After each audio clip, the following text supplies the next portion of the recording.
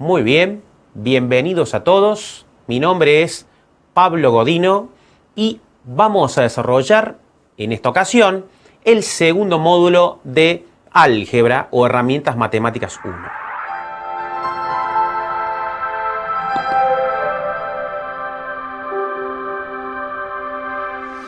Todo lo que hemos visto nosotros de ecuaciones, sistemas de ecuaciones e inecuaciones en el primer módulo, ahora lo dejamos un poco de lado y comenzamos a trabajar con elementos que realmente son típicos del álgebra tradicional, a la cual nosotros nos vamos a ir acostumbrando.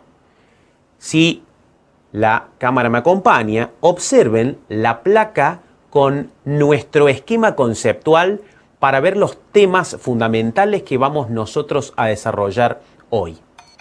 Hay dos conceptos fundamentales que vamos a ver: el concepto de matriz y el concepto de vector. La matriz, como un arreglo numérico, tiene ciertas características o elementos que la definen como típica, se simboliza de una manera especial. Hay matrices que son especiales, así como hay números que son importantes, hay matrices que son también distinguibles por sus características y también, como tal, se pueden realizar operaciones entre ellas. Las operaciones entre matrices son tres: la suma de matrices o suma matricial, el producto por un número o por un escalar y el producto entre matrices o producto matricial. Dentro del tema vectores vamos a desarrollar las operaciones que puede desarrollarse con vectores, que son muy parecidas a las de matrices, y también definir, además de la suma, en este caso matricial de vectores, y el producto por un escalar, la característica esencial que nos va a tocar ver los vectores, que es la independencia o la dependencia lineal que pueden tener los vectores entre sí. Y por supuesto ver a dónde puedo aplicar esta idea. Muy bien. ¿Cuál es entonces el primer concepto clave que nosotros vamos a desarrollar a partir de este módulo? Bueno, la primera idea que surge es quitar las letras a las ecuaciones a las que estamos acostumbradas y trabajar directamente con los números solamente. Eso genera el concepto de matriz. Una matriz es un arreglo bidimensional o tridimensional o de n dimensiones de números en los cuales cada valor tiene por sí mismo una importancia que además viene dada por la importancia relativa del lugar que está ocupando dentro de la matriz. Es decir, cada número en particular, llamado escalar, para distinguirlo de los números típicos, tiene su valor y su posición. Y eso define de esta manera un arreglo, nosotros decimos bidimensional porque vamos a trabajar obviamente y típicamente con matrices de 3 dimensiones, pero que muchas veces puede tener más dimensiones que esa que tenemos ahí. Ahora, ¿a dónde tengo una matriz yo? ¿Dónde puedo ver una matriz?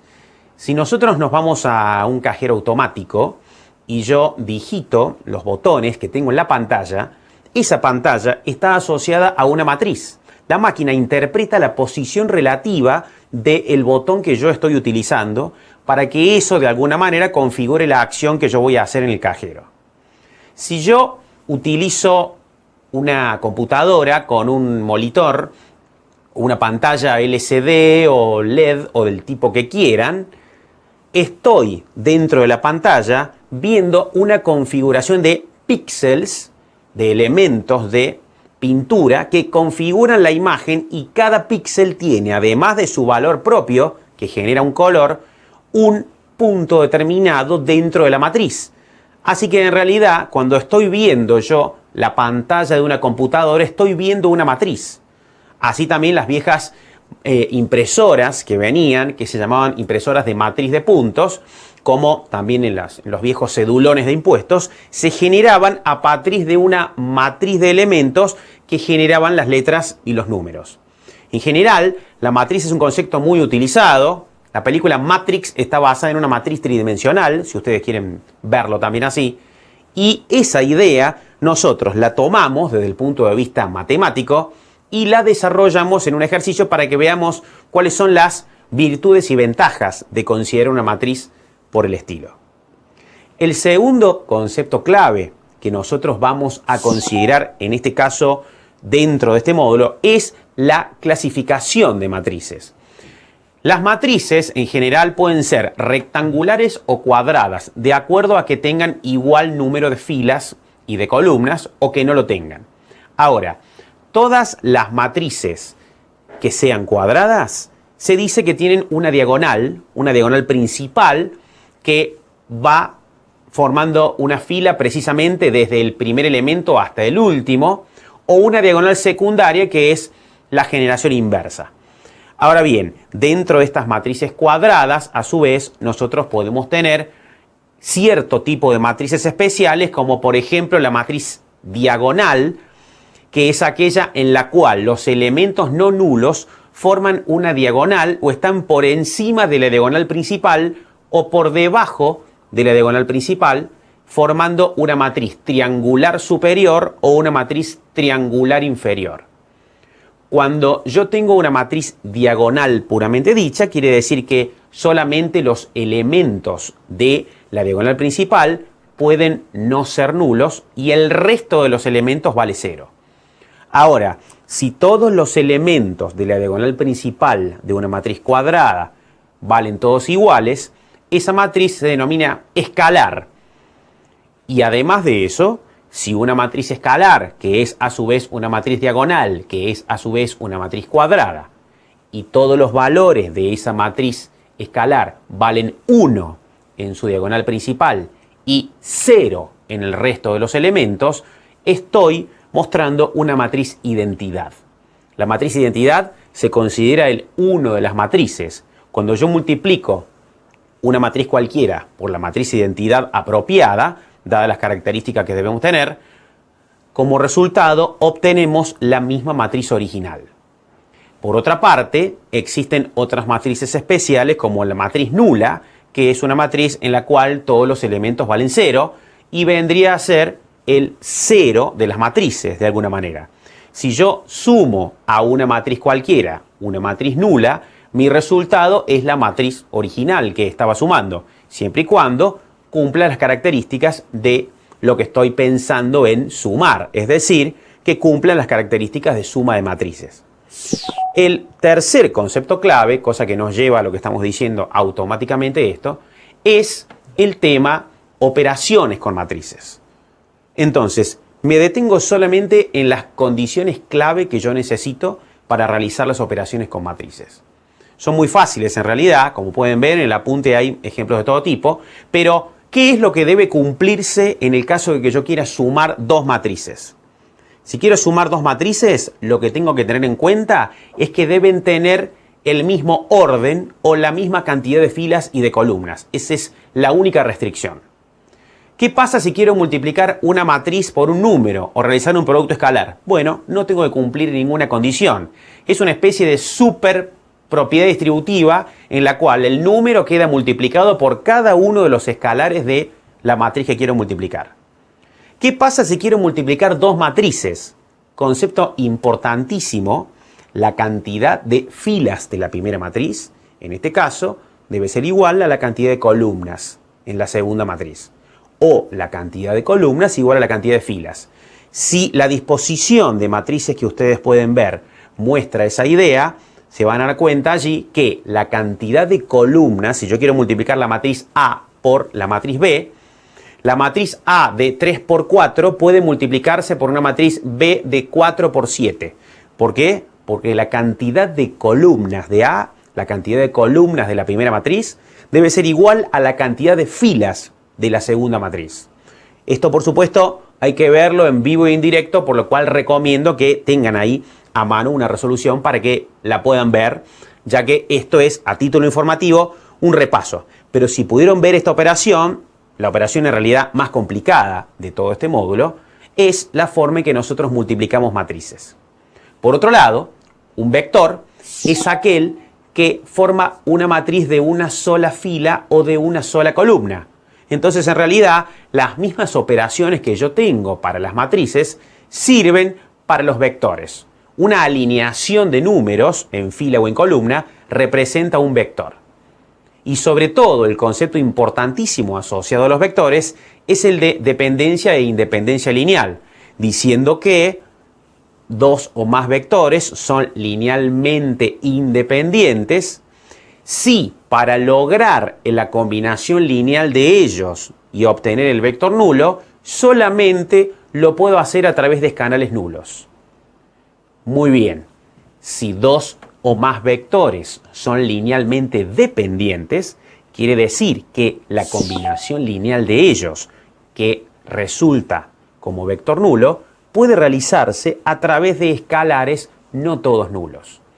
Si nosotros combinamos el vector 1, 1 con el vector 2, 2, yo puedo multiplicar el primer vector por 2 y el segundo vector por menos 1, y al sumarlos, al efectuar esa combinación lineal, obtener el vector nulo. Eso quiere decir que el vector 1, 1 y el vector 2, 2 son dependientes linealmente. Esto quiere decir que existe una cierta relación entre ellos.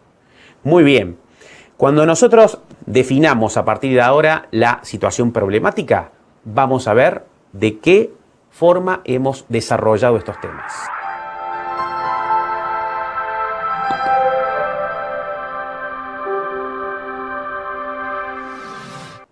El problema que les he preparado está basado en una situación de una cooperativa de vivienda. Esta cooperativa de vivienda se dedica a la construcción de casas de diferente categoría y tiene, para realizar sus movimientos de activos y pasivos, una matriz de costos en la cual, aparecen ciertos valores en los cuales yo quiero que interpreten de alguna manera de qué se trata y cuáles son los vectores asociados. En cada vector columna de esta matriz he planteado el costo de materiales total por unidad de vivienda para cada uno de los tipos de materiales que necesitamos en un tipo de vivienda estándar.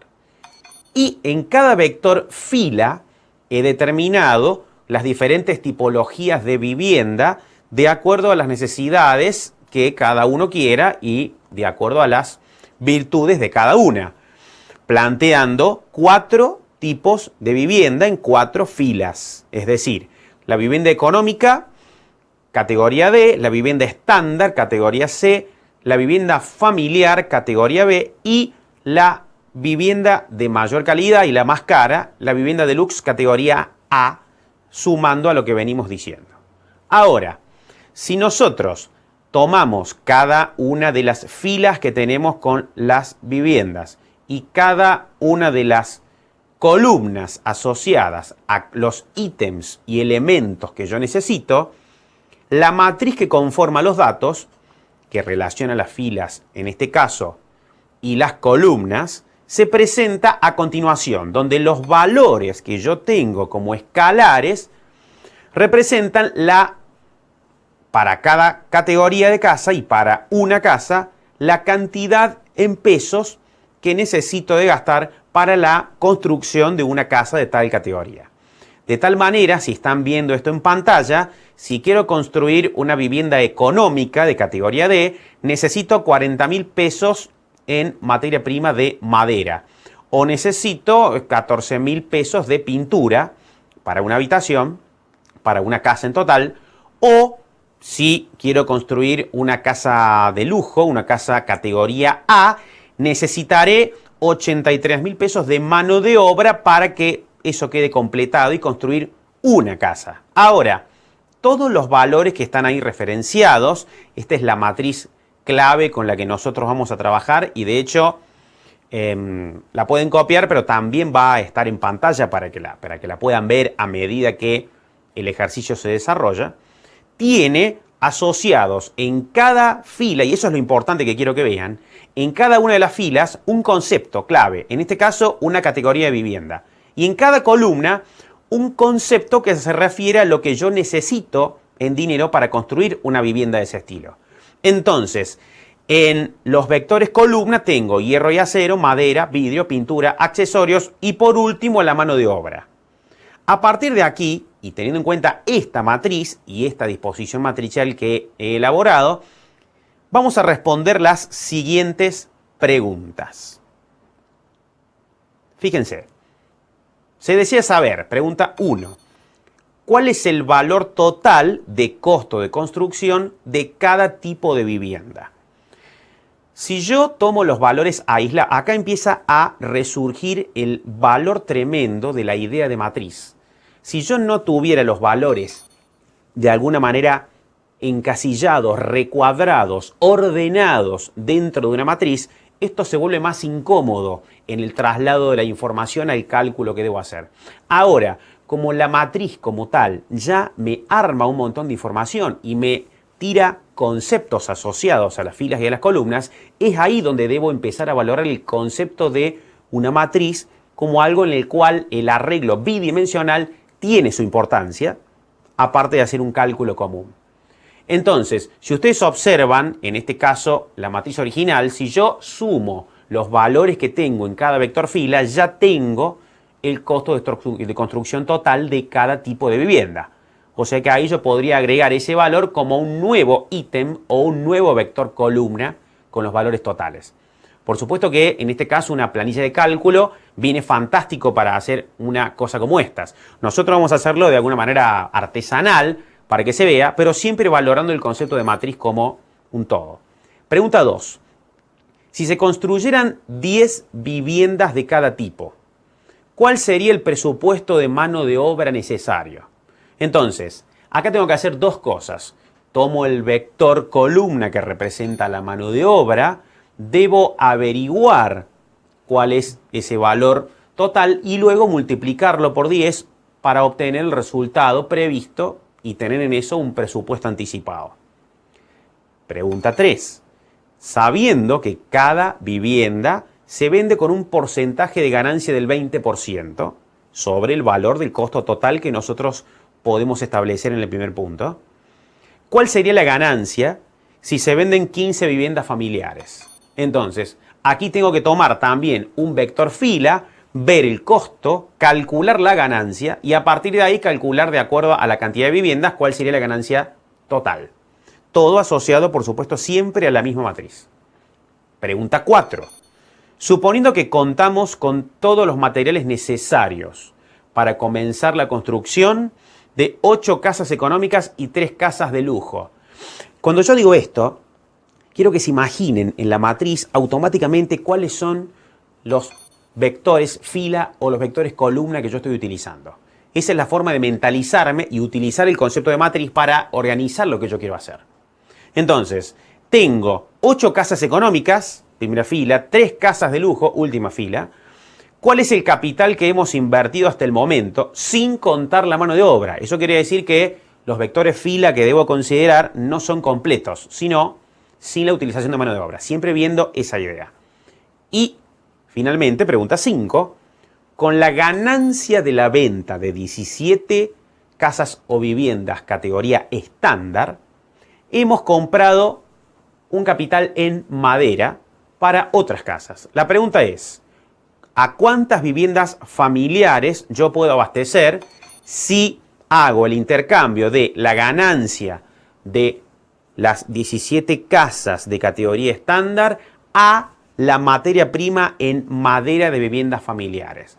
¿Cuántas viviendas puedo abastecer de manera completa? Muy bien. Excelente. Si nosotros vamos a desarrollar cada ejercicio, lo que necesito sí o sí es, por supuesto, la matriz original.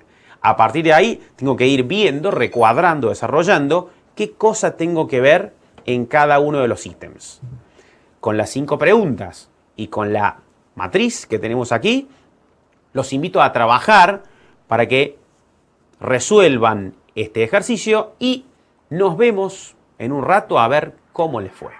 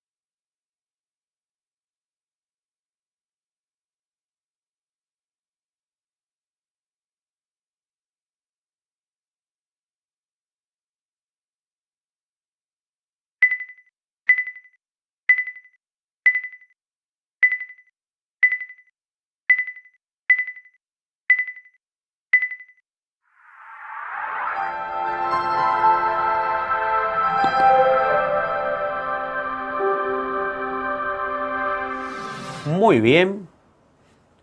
Me alegro de verlos todos, me alegro de verlos contentos, parece que les salió todo, me alegro mucho. Vamos a corroborar ahora lo que hicimos para que de paso repasemos los conceptos. Lo primero que quiero destacar, en este caso, es la idea importantísima de tener la información transpuesta en forma de matriz. Si esta información yo la tuviera suelta, aunque tuviera todos los números escritos, sería sumamente incómodo no ver la idea tan claramente como la puedo ver en el concepto de matriz.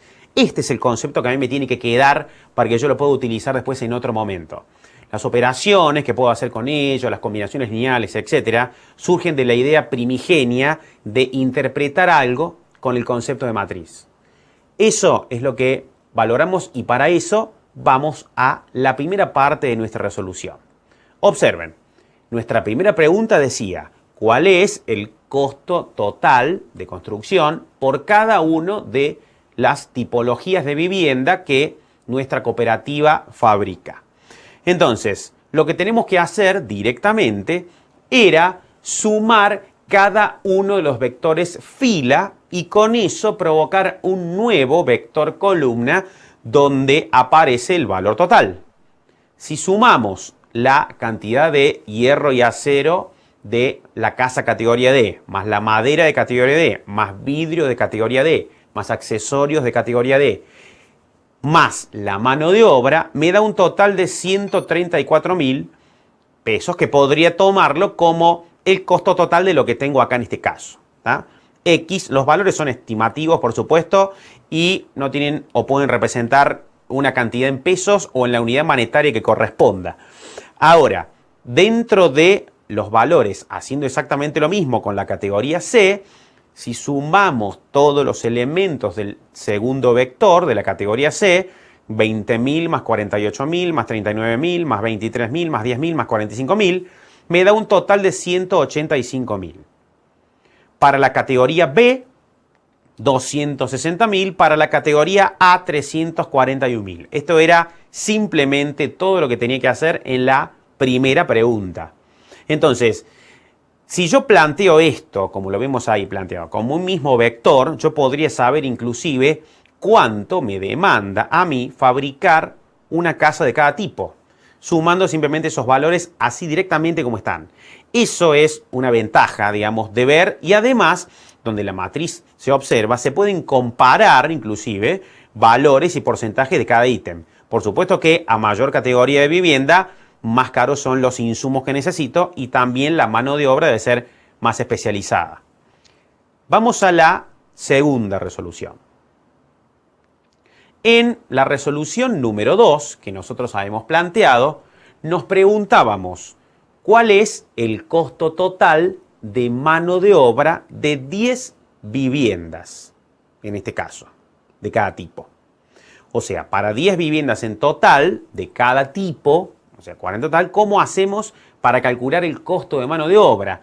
¿Cuánto dinero debería pagarle yo a mis empleados, los que están siendo o los que están trabajando en obra, si yo tuviera que construir 10 viviendas de cada tipo? Entonces, para ello, nada mejor que contar con el último vector columna que representa la mano de obra.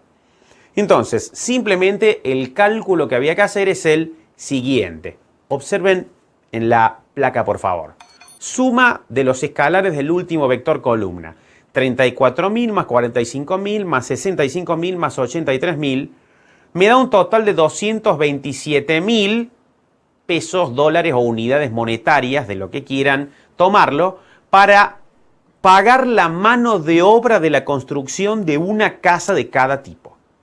Si a ese valor lo multiplicamos por 10, ya que hemos sacado para las 4 viviendas, en este caso, para 10 viviendas de cada tipo, será un total de 2.270.000. Este valor, más allá de eso, es por supuesto un producto escalar que se obtiene, en este caso, aparte de haber sumado todos los valores, también se podría haber obtenido multiplicando previamente cada valor del vector mano de obra por 10 y luego sumar todos los ítems. Es decir, si yo hago un producto escalar y luego sumo todo, voy a llegar exactamente al mismo valor total de lo que estamos considerando aquí, ya que precisamente es uno de los tipos de operaciones que yo puedo hacer. Vamos a la tercera resolución. Ya hemos usado filas y hemos usado columnas. Muy bien. Aquí incrementamos el grado de dificultad agregando un ítem nuevo, que es la ganancia de lo que yo obtengo con la venta de cada tipo de vivienda. ¿Cuál es en este caso el costo de construcción? Lo que hemos nosotros obtenido en el punto 1. Ahora bien, la ganancia es el 20% del valor de construcción sumado al valor que yo voy a vender la vivienda.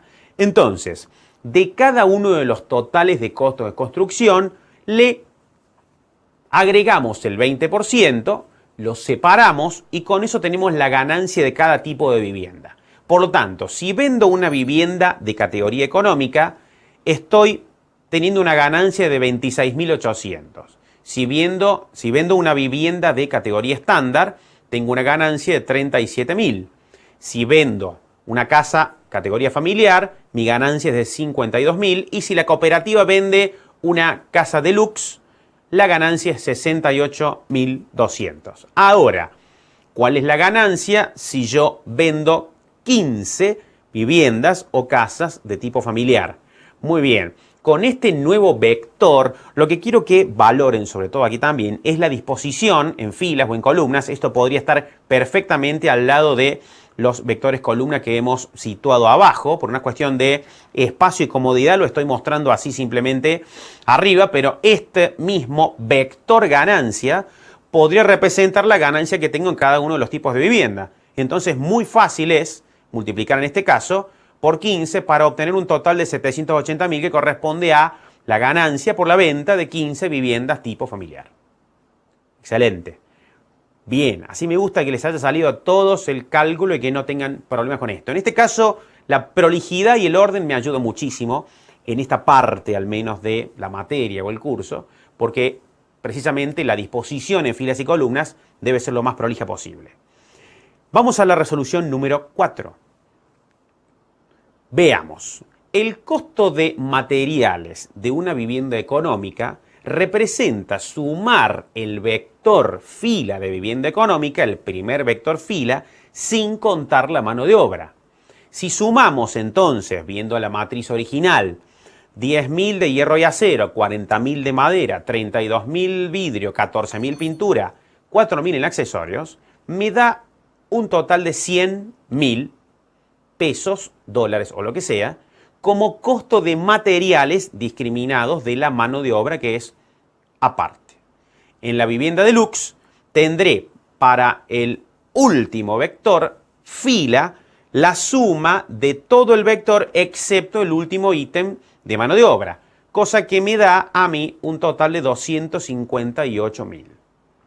Entonces, si yo tengo invertidos los materiales de 8 viviendas económicas y los materiales de 3 viviendas deluxe, multiplicando cada uno de los valores por 8 y por 3 respectivamente, me da un cierto total que está ahí estipulado, que es 1.574.000. Los valores acá no son lo más importante en el ejercicio, sino el proceso en el cual yo estoy distinguiendo vectores y columnas de la matriz, y en este caso estoy sacando el resultado de una manera más sencilla o sistemática, de alguna manera. Por supuesto que yo puedo escribirlo de cualquier forma esto, pero independientemente de eso, el hecho de ver la forma matricial me está ayudando a mí a distinguir ciertas cosas. Y eso es para lo cual la matriz existe, para ayudarme a conformar una organización en la cual las ideas surjan más claras a la hora de tener que hacer un desarrollo. Esa es la aplicación o el conocimiento más valioso que yo les puedo brindar en este ítem. Vamos a la resolución de la quinta pregunta. Muy bien. Lo que tenemos que tener en cuenta es la ganancia por venta de viviendas estándar. Entonces, yo realicé la venta de 17 casas tipo estándar, con eso obtuve una ganancia y con esa ganancia compré madera para X casas. Ahora, si yo quiero invertir esa madera en viviendas tipo familiar, ¿a cuántas viviendas puedo abastecer? Bueno, de nuevo vamos al cálculo de la ganancia del tipo de vivienda estándar, 37.000, lo que sea, multiplicado por la cantidad de viviendas o casas que yo estoy utilizando, en este caso por la venta, 17, y eso me da un total de 629.000. Eso es por el hecho de haber sumado el vector, en este caso categoría C. Luego, agregado el 20% y a ese 20% multipliqué por 17. Muy bien. Ahora, ese vector que tengo con ese total que tengo, lo utilizo para la ganancia en madera. Entonces, ¿qué tengo que hacer yo? Si yo sumo, en este caso, los valores que tengo, me dan 629.000 y los divido por lo que me cuesta en madera, el presupuesto que tengo en madera de una vivienda familiar, categoría B. Si yo divido eso, me da 10,48 casas. Quiere decir que yo puedo abastecer con la ganancia por la venta de 17 viviendas estándar a 10 casas y media de tipo familiar. Esa sería la idea básica de lo que tengo que hacer. Recuerden, sobre todo, el cálculo en realidad es muy sencillo. Lo que quiero es que ustedes puedan sistematizar lo que están haciendo y llegar a un proceso en el cual ahí yo voy efectivizando mi tiempo y la forma de hacer el mismo proceso siempre.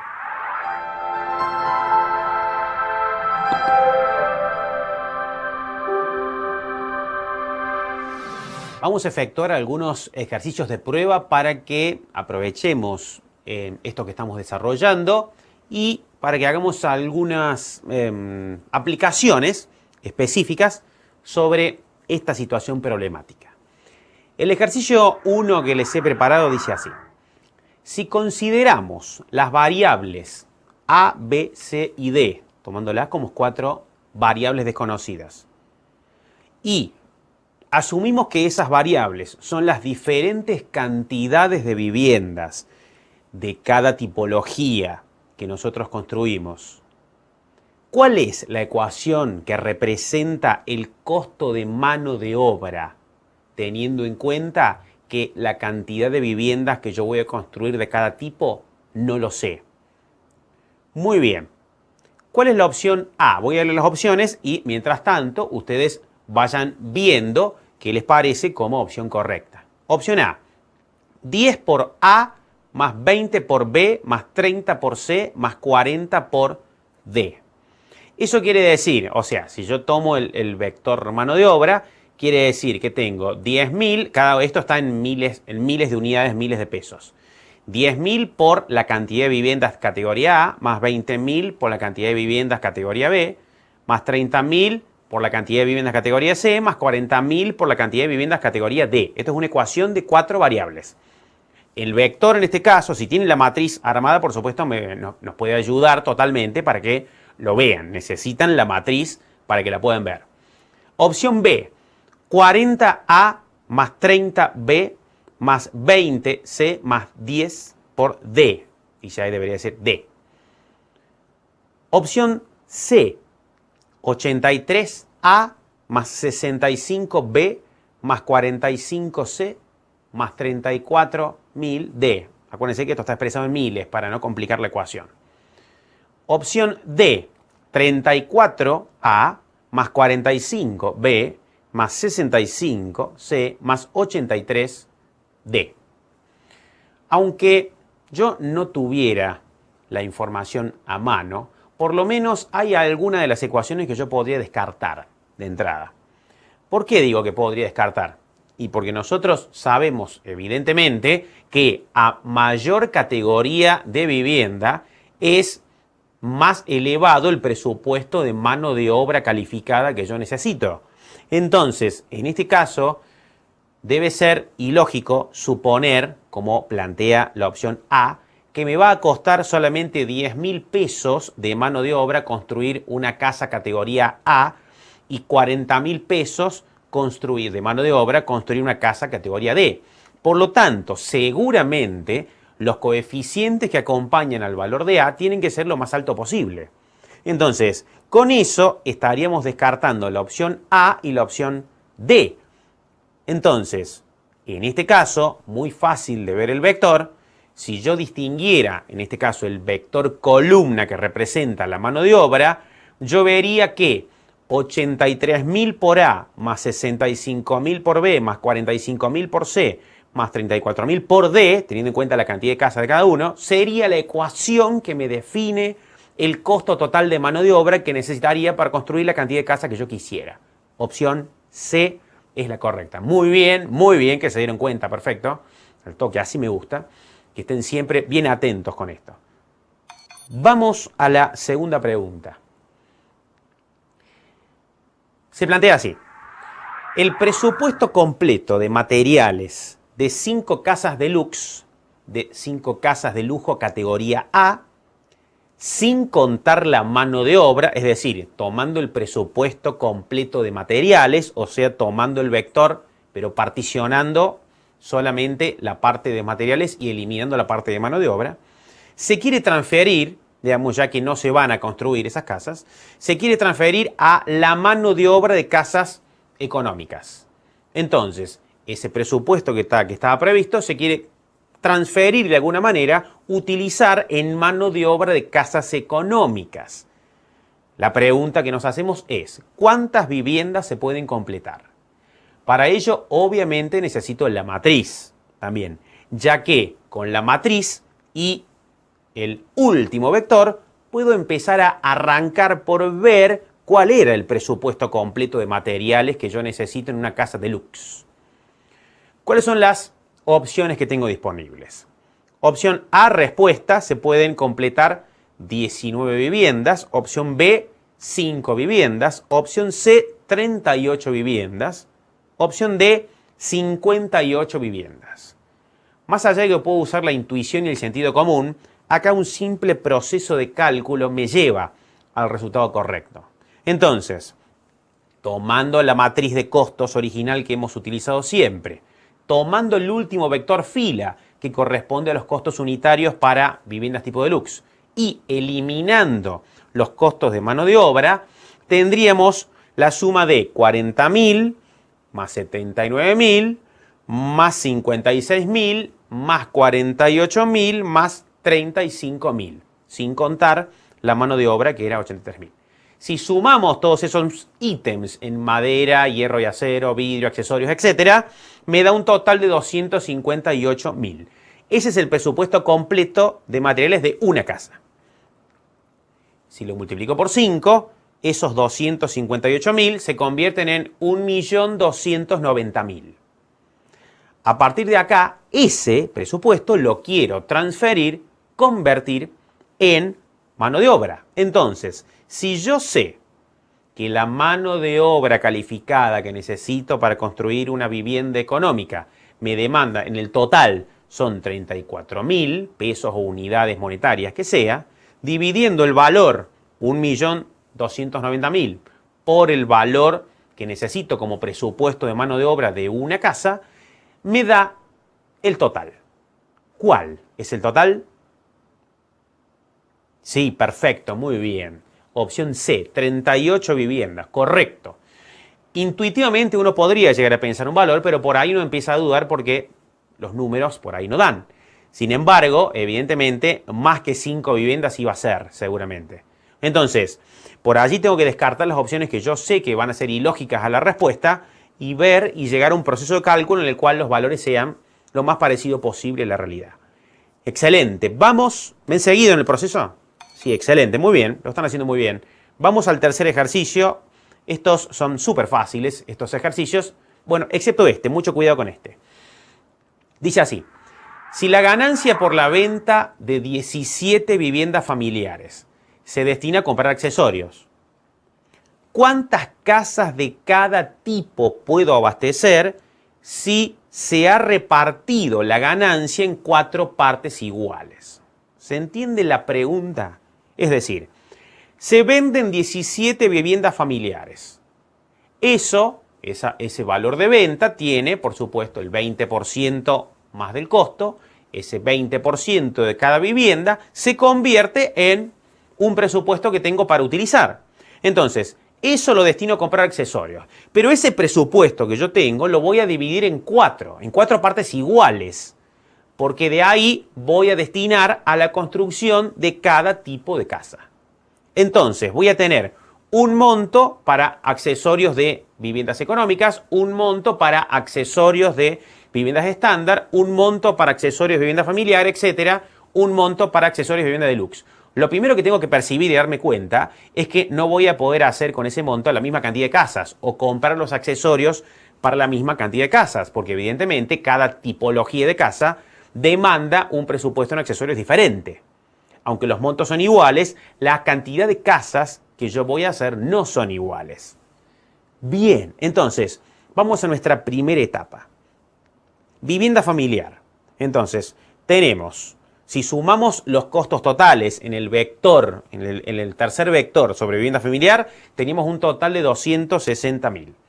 Si a eso nosotros le agregamos la ganancia del 20% con esos valores, da exactamente un valor de 52.000.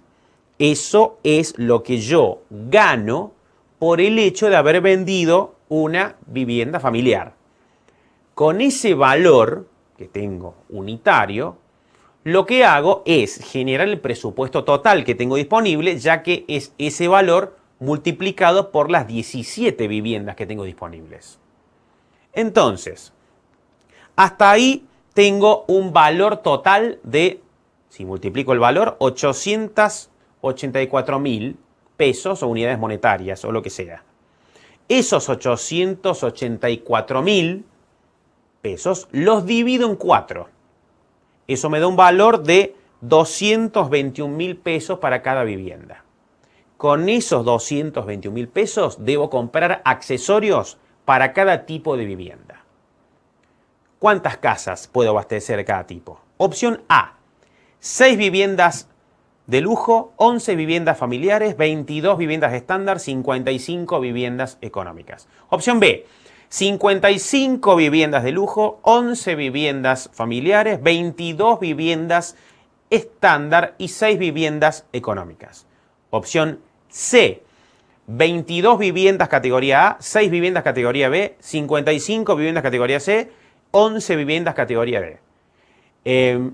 Obviamente empiezan a percibir ustedes algo que puede sonar como lógico, aunque no hagan ningún cálculo, pueden empezar a ver qué clase de valores debería dar. Opción D, 35 viviendas categoría A, 20 viviendas categoría B, 10 casas categoría C, 4 casas categoría D. Ahora, si nosotros sabemos que cada presupuesto de cada categoría es más caro que el anterior, entonces con los 221.000 pesos que yo tengo para cada una de las categorías, es evidente que voy a poder construir menos casas o equipar menos casas de categoría A que de categoría D o económicas. ¿Por qué? Porque los accesorios son más caros y tengo el mismo presupuesto para todo. Entonces, de allí se desprende que es ilógico suponer que yo voy a poder con el mismo presupuesto abastecer 55 viviendas categoría A y solamente 6 viviendas categoría D, como plantea el segundo apartado. Entonces, esa opción ya la tengo que descartar antes de que yo haya hecho ningún cálculo, por la intuición numérica que representa el hecho de plantear esta situación como un vector, como estamos viendo acá. Obviamente, en este caso, si tenemos 22 viviendas tipo A, tampoco podría construir con el mismo dinero, agregarle accesorios a 55 viviendas categoría C. Ahora, si empezamos a ver las opciones que tengo, surge de manera automática una sola respuesta. Pero más allá de eso, lo que tengo que hacer es dividir 221.000 por el presupuesto que tengo para la categoría D, 4.000, por el presupuesto que tengo para la categoría C, 10.000, por el presupuesto que tengo para la categoría D, 20.000, y por el presupuesto que tengo en accesorios para la categoría A, que es 35.000. Si hacemos eso, la respuesta correcta es la A, con ese mismo monto repartido, con 221.000 pesos o dólares o lo que sea, repartido para cada tipo de accesorio, yo puedo equipar 55 casas económicas, 22 casas tipo estándar, 11 casas familiares y 6 casas de lujo. ¿Se entendió? Muy bien. Bien, este es el tipo de ejercicio que debemos plantear. Vamos a las conclusiones de nuestra clase.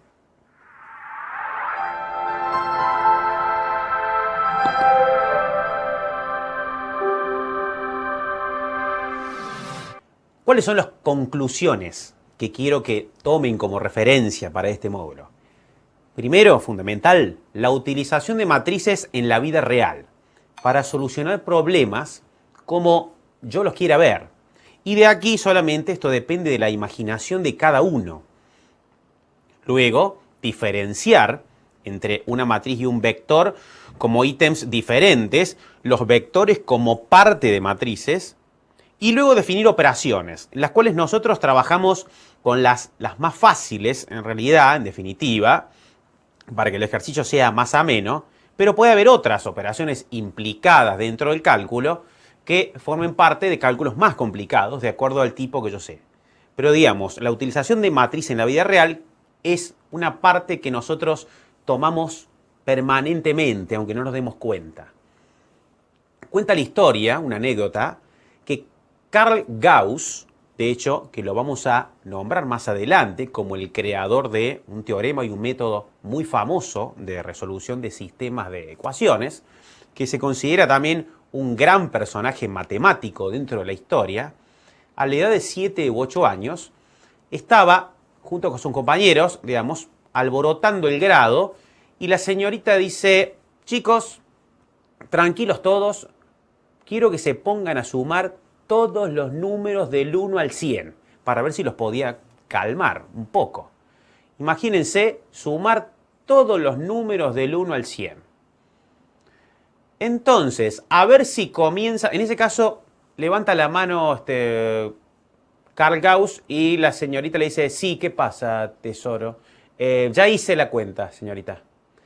Sí, espera que estoy dando la consigna todavía. Espera que estoy dando la consigna. Ya voy a... No, pero ya hice la cuenta. Pero ya sumaste todos los números del 1 al 100. Sí, señorita, sí, ya sumé todo. Pero a ver, mi amor, ¿cómo hiciste, mi vida? Entonces, resulta que Carl Gauss dice lo siguiente, 7 años. Dice: mire, si yo pongo todos los números en fila, señorita, del 1 al 100, fíjese, el 1 y el 100 me dan 101. El 2 y el 99 me dan 101. El 3 y el 98 me dan 101. Si yo voy sumando todos los números hasta llegar al medio, que sería el 50 y el 51, me da también 101. O sea que esa suma, 101, la tengo que repetir solamente 50 veces. O sea que la suma de todos los números del 1 al 100 es 5050. Señorita. Bueno, la señorita quedó hiper sorprendida, por supuesto, y nosotros también, como podríamos hacerlo, pero eso no es ni más ni menos que ver un vector de 100 elementos, intuitivamente. Ha sido un gusto, gente, compartir con ustedes. Espero que les vaya muy bien y nos vemos la próxima en otro atrapante episodio.